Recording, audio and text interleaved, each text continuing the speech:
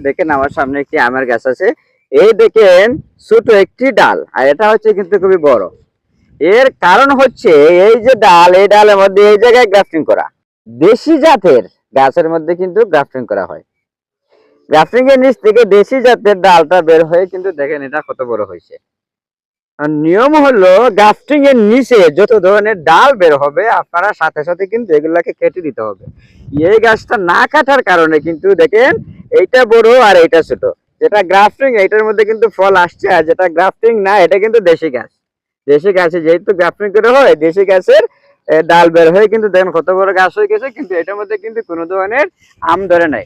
একটু দেখাও, দেখেন এটার মধ্যে কোনো ধরনের আম ধরে নাই। তাই আমি আপনাদেরকে যে পরামর্শটা দিতে চাচ্ছি, যেখানে গ্রাফটিং করা হবে ওই গ্রাফটিং এর নিচে যে ধরনের ডালি বের হয় না কেন সেগুলাকে আপনারা অবশ্যই কেটে দিতে হবে। তাহলেই মনে করেন আপনারা গ্রাফটিং এর পুরো গাছটা পাবেন, নতুবা আপনার সেক্ষেত্রে লস হতে পারে।